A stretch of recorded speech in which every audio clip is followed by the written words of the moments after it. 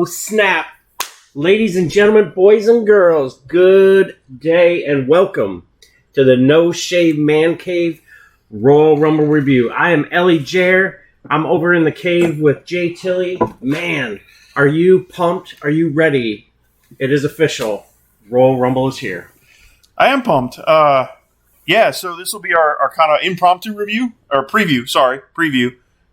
We didn't kind of discuss doing this when we were talking about setting up the podcast, but I'm down with it. We started having a little conversation. Might as well record it and make it a special and put it out there. Heck yeah. A lot of what we got going on, fam, is just a couple of veterans, couple of dudes hanging out, talking about wrestling and a bunch of other stuff. And there will be times that we're going to go off on a tangent. But hey, we're family. We're in it together. And you're going to go on a ride with us.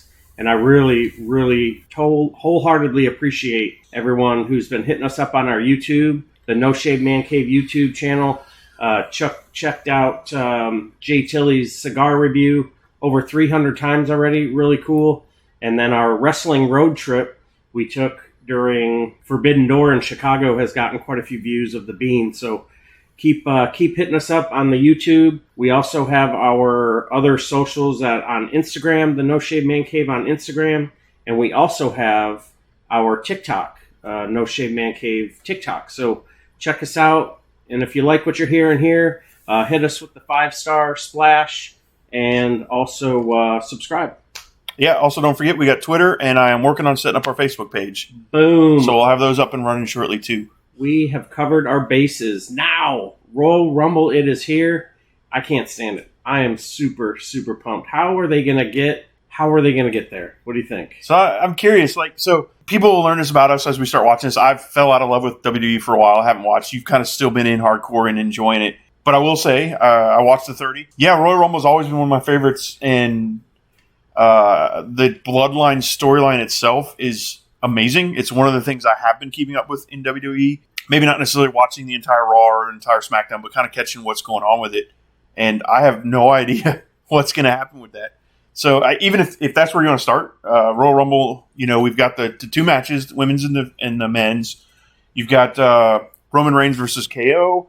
You got Bianca versus Alexa Bliss. And then the blackout match with LA Knight. Yeah. Let me talk to you. And Bray Wyatt, which I have no idea what to expect from that. I have a feeling Uncle Howdy's going to be part of it. And it's going to be shenanigans. But as far as a winner, you would think it's going to be Bray Wyatt. It'll be pretty much his first main match, or his first match coming back, isn't it?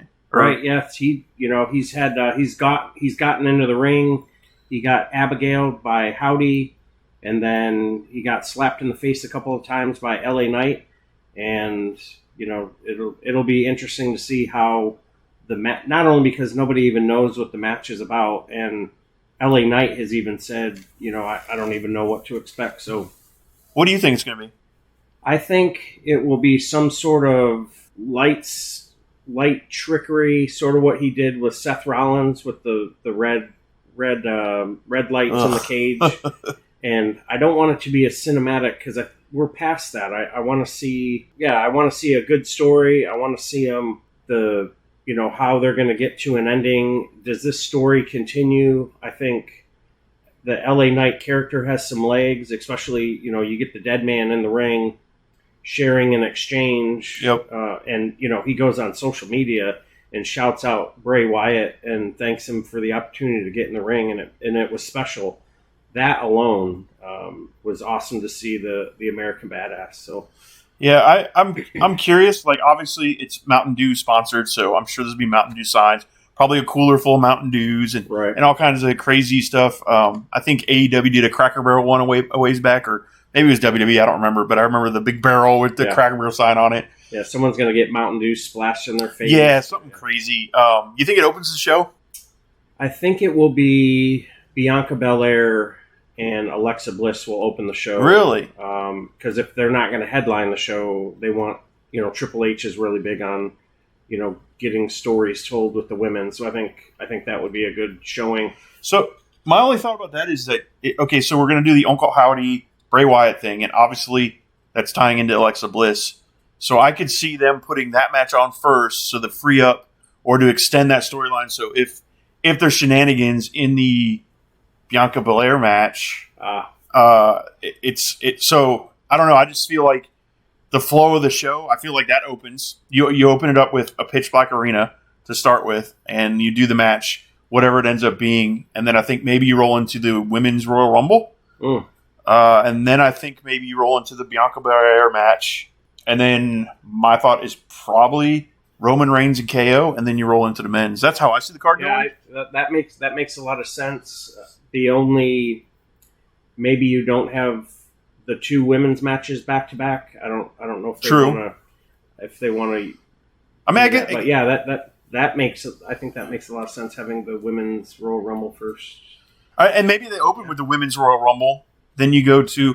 I just don't know if they're going to put the Bray Wyatt and the Alexa Bliss back to back. Okay, I see what you're saying. If they're trying to extend that storyline, even though Alexa's trying to do that's not what's influencing her. However, if you look at the show, if you watch it, you can tell it is. So I'm just curious about that one.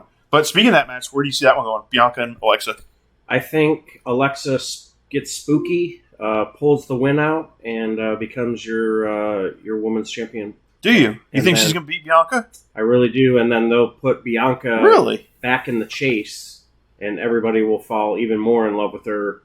And then you can bring the Bray Wyatt collection, whatever that Wyatt 6 is going to be.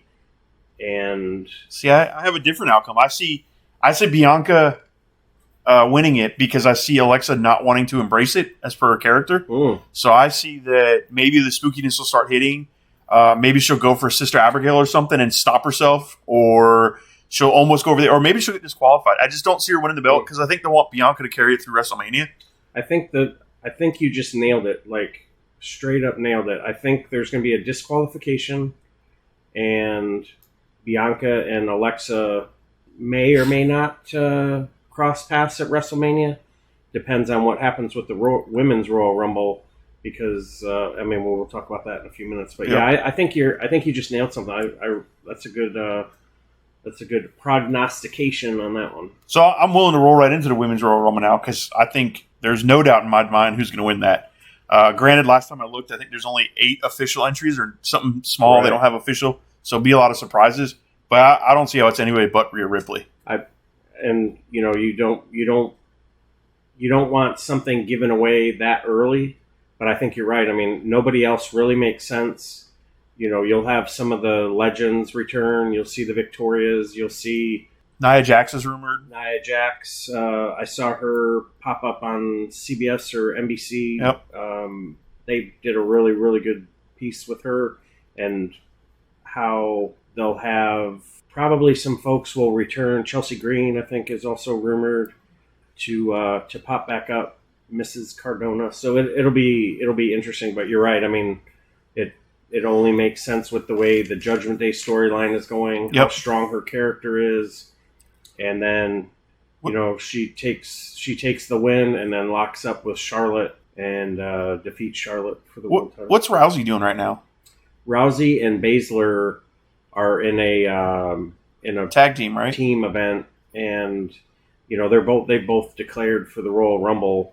But, so Ronda could be another winner. I just see it being Rhea Ripley. Yeah. I mean, yeah, and then like I said, I see Bianca winning it, and then you set up a program.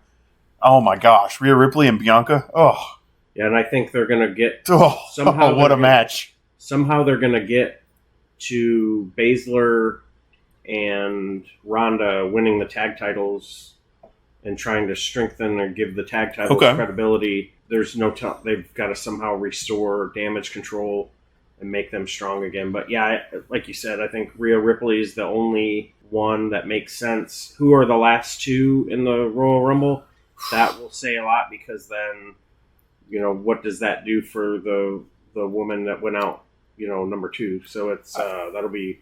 I remember years past and growing up, and when WWE was in its prime and its heyday back. I remember the Royal Rumble set up storylines going forward. Right.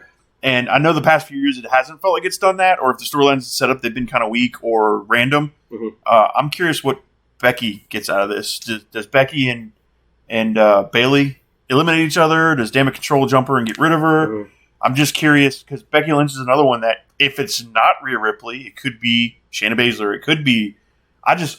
Yes, all those names are good. I still see Rhea Ripley. Yeah, Becky Lynch. She got jumped in the cage by Damage Control. Ugh, yeah, that was pathetic. It was just like, did you forget your wrestling gear so you couldn't have a match, or you had to catch a flight or whatever? I don't know why they ended the match that way. Presumably she won. They didn't ever really clear that up for anyone, but I totally agree that Rhea Ripley wins the world title, or wins the Royal Rumble, goes on to face Charlotte, and then... Oh, you think she'll go for Charlotte and not for Bianca? I think so, because I think Bianca and Bliss will stay in their story. Okay. With presumably the DQ. I didn't even think about the Charlotte part of it. Yeah, that would be really good. Except, isn't Charlotte pretty much SmackDown, and Rhea is Raw? Yeah.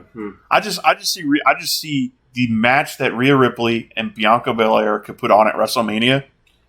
I think would be top tier. Right. I mean, that could main event in my opinion. The following Rhea Ripley has, the following Bianca has, the fact that they're both powerhouses, they're pretty stiff. That'd be awesome. I think that match would be a banger. Yeah, that could headline WrestleMania Night 1. Yeah, absolutely. Yeah, that's a good call. I didn't even think about the show affiliation, just because they've got most of the titles unified. So, but I can see the Alexa Bliss thing carrying on, because if she does go spooky route, like what do you do with her next? So setting up and continuing that feud, maybe, or do you? Yeah, I don't know. That'd be interesting. Yeah, my prediction is Rhea Ripley though, and I think she'll go after Bianca. And that would be a fun match. Like you said, they're both powerhouses. They're both athletic. Yep. And that would be. Yep. Wow. And then we got Roman Reigns and KO. Man, I have no idea what the Sami Zayn tie-in's going to be. Does he get involved? Does he not get involved? Yeah, I don't see anybody but Roman Reigns winning. I mean, Roman's going to win it. I just don't know how they're going to get there with KO. Yeah, I don't know. I don't see this one plays out, other than obviously Roman wins. But we have no idea what the test is for Sami. We have no idea if he's going to get involved, if he's going to finally turn on them, if he's not going to turn on them, if they're going to keep holding it out. Do you build Sami up to be the one to take Roman Reigns out down the road?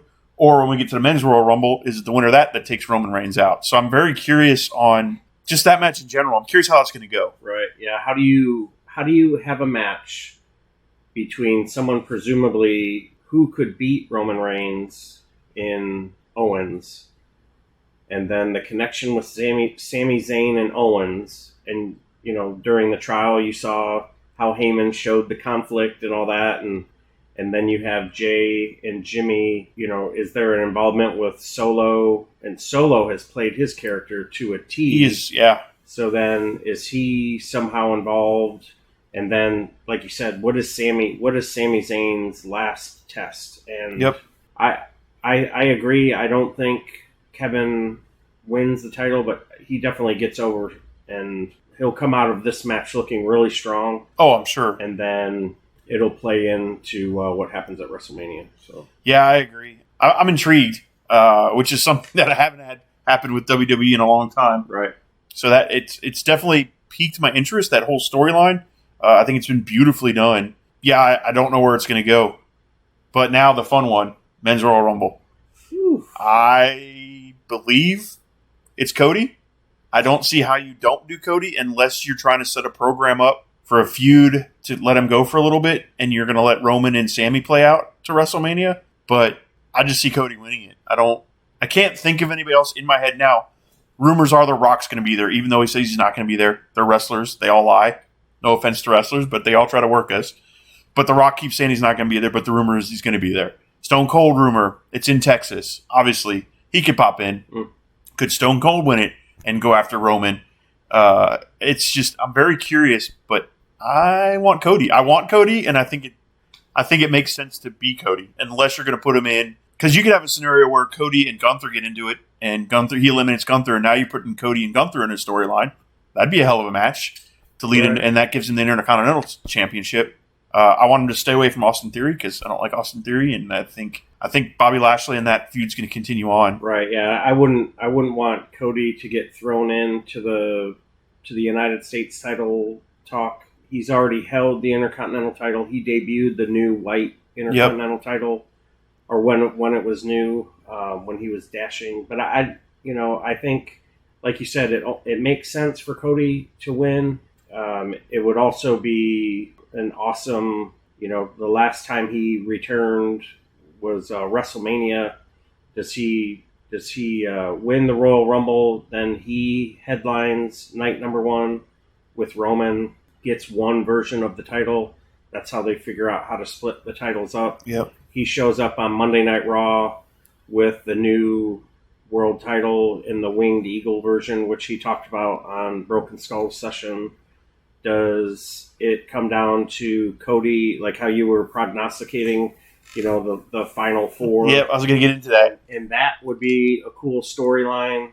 Does Sheamus somehow get tied in and they continue on, like Sheamus and Gunther, they finish their feud and Cody wins, or, those two lock up. Now you can feud with Gunther. It's, but I totally agree. I think it'll be Cody for the win, and he'll end up showing up, leaving WrestleMania with one of the titles. So here, I was listening to the What Culture guys, Hamflet was talking about this, and I love it, and I'm going to say it, and I'm going to repeat it, because if you don't listen to those guys, go check out What Culture. Jared and I are not analysts. We're just two dudes, fans who love wrestling. Those guys are analysts and come up with some good stuff. However, I'm going to steal some of their takes. One of the things they talked about is when Dusty Rhodes entered the Rumble, he entered at number 10. The only time he entered. I think Cody comes out at number 10 to honor his dad. That would be... I think it gives me goosebumps thinking about it. Like, that would be amazing. But Michael Hamflet had this cool layout for how he wanted to see the Final Four. I'm going to run it by you because I don't think you've listened to the show. So he says Final Four. So number 30, he was predicting Stone Cold Steve Austin. Hear the glass shatter. He comes out, number 30, in his hometown. Bang, comes out. And let's say your Final Four are Cody, Brock, Stone Cold at 30, and then whoever you want in there. Maybe Sheamus, because you're or Gunther. Gunther could be in there as your Final Four. And I loved his idea of Stone Cold gets in there, kicks a lot of ass, eliminates some people. Your Final Four of those 4. And Brock ends up eliminating Stone Cold. So now you've set up a match for WrestleMania. Yes, I think they're probably going to do some Brock Lashley stuff. I don't know. But you could set up Stone Cold Steve Austin versus Brock Lesnar, which is something they wanted to do years and years ago, and now they can kind of circle around back to it. So you set that up for WrestleMania. So now you have those two, jaw-jacking. Maybe he eliminates Stone Cold and he's talking trash to him, and Cody eliminates Brock Lesnar. Oh, man. And then Cody wins. I just think that would be great. Or, I think that would be such and obviously Hamflet articulated it much better than I just fumbled through it. But when he said that, I'm like, I want to see that now. That's what I want to see happen. I want to see the show close with, Stone Cold up the ramp and Brock Lesnar staring at each other. Meanwhile, Cody's in the ring pointing at the WrestleMania sign. Right, yeah. The fireworks going off. Boom, boom, boom. Yep. He's up in the corner. He's pointing at the WrestleMania Goes Hollywood. And now you have a headline for night 1 or 2 with Cody and Roman. You have an awesome match that should have happened years ago with Brock Lesnar and Stone Cold.